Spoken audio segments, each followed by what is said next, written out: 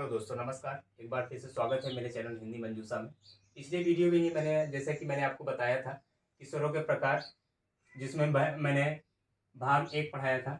आज मैं आपके सामने भाग 2 लेकर फिर से हाजिर हुआ हूँ, जिसमें से मैं आपका दूसरा प्रकार इस आधार पर कह सकते हैं, जीव की क्रियाशीलता के आधार पर।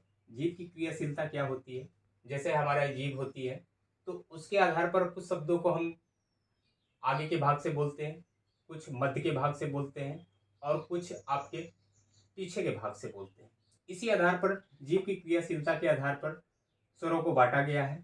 इसके आधार आपके 3 हैं, जो कि अलग-अलग तरीके से बोला जाता है। जैसे कि अग्रभाग। अग्रभाग का मतलब ये होता है कि जीव की जो आगे वाला हिस्सा है, उसी के आधार पर शब्दों को बोला जाता है।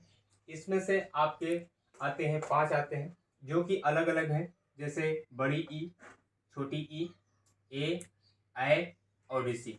ये आपके अग्रभाग माने जाते हैं और इसी आधार पर अलग-अलग तरीके से बांटा गया है। अगर हम दूसरे की बात करते हैं तो आपका आता है मध्य भाग। मध्य भाग का मतलब ये आता है कि ना तो आगे वाले हिस्से से बोला जाता है, ना तो पीछे वाले हिस्से से बोला जाता है, जबकि बीच वाले मध्य से भाग से बोला जाता है। उसे उसमें एकमात्र शब्द आता है जो कि आ है।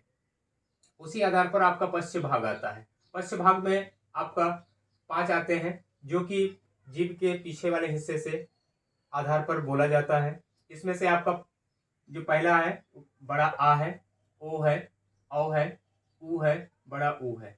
इसी आधार पर जीभ की क्रियाशीलता के आधार पर इनको बांटा गया है और अलग-अलग तरीके से, अलग-अलग माध्यमों से इनको प्रयोग किया जाता है। ये रहा आपका दूसरा भाग।